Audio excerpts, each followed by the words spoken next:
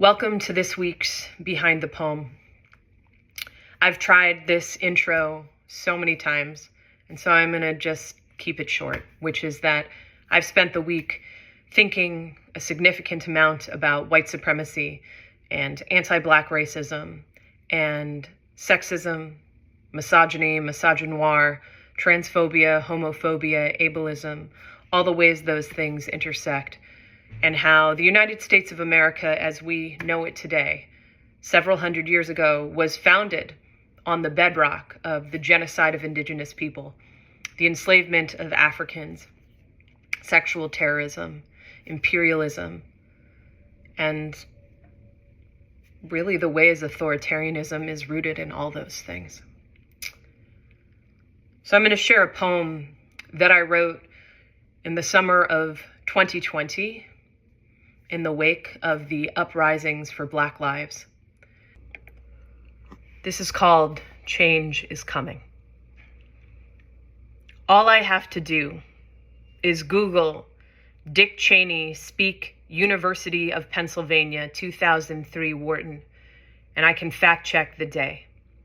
October 25th, 2002, a Friday, a Philadelphia fall. I don't read his speech, plastered for eternity in George Bush's White House archives, nor do I want to. I didn't listen the first time.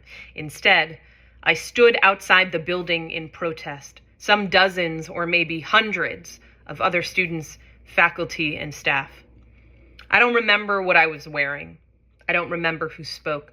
I just remember seeing my professor, the head of the classical studies department, who taught the history of ancient Greece, holding his briefcase, standing in solidarity, protesting with us all.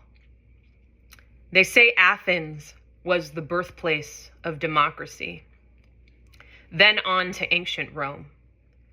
I majored in classical studies because I wanted to understand the origins of systemic oppression in Western civilization, mainly the United States. So I figured if I understood the starting point, I might be better equipped to dismantle it all. My mother says there's no way I knew that as an 18-year-old. I tell her I did. Seemed pretty obvious to me that in order to heal the wound, you have to dig to the root, search underneath the scab. I don't like to think of Mitt Romney's marching for Black lives as some periscope for hope. I tend to think the optics are better served with a briefcase on a Friday morning, not necessarily trying to be seen. I read energy updates every month about the state of the universe and the earth. Seems that 40% of humanity needs to shift their consciousness before we'll stop needing the reflective mirror of Trump. I don't give Dick Cheney or George Bush a pass, never have. I called them Nazis. Fascists. Always did. It always pissed me off how small our protests were, how at an Ivy League school, too many alleged Democrats didn't know how to shut down their mouths, didn't know how not to shut their mouths. When Me Too went viral, I remember thinking, what took you so long? We have been screaming for our entire lives.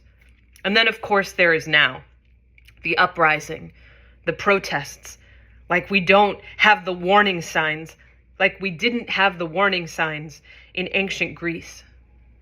My first protest was an anti-gun violence rally, downtown Chicago, high school, my freshman year. My first club, Teens Against Guns.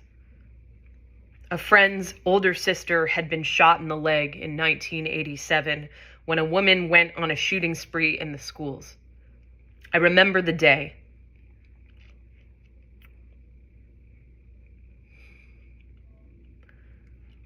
I was over at a friend's house. I was 4 years old. We were told we had to stay inside. So here I was, 14, 1st March. I remember the people on the sidelines, posters for the Second Amendment, presumably from another part of Illinois. We wore our club t-shirts. My friend's sister gave a speech.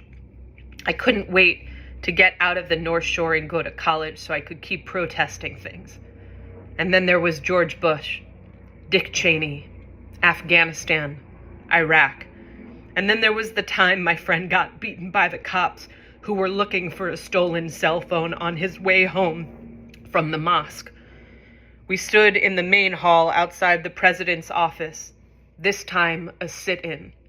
She stood there, the university president, holding two students' hands, said change was going to come. This was 2005, maybe 2006. It is no better for a black student now than it was then. Optics. The white lady president allegedly taking a stance. My friend agrees with me now. This uprising feels anew. Maybe it's the protests. Maybe it's the energy shift. Maybe it's the Earth's just had enough. In a December 2nd, 2003 paper I wrote for my ancient Greece professor's class, I said, "The Peloponnesian War is made inevitable by the growth of the Athenian Empire in the generation after the Persian Wars." I'm no proper historian, but I would say this. The end of racism and white supremacy is made inevitable by the growth of the movement for Black lives in the generation after the murder of Mike Brown. Change is coming. It has to. We've been waiting for 2,500 years. I wake up every day and have, for as long as I can remember, the majority of my life, knowing that it is possible to eradicate systemic oppression, all of it. And that's that. I refuse to live in a world that wants those things to survive. I want all of us to survive instead. Take care.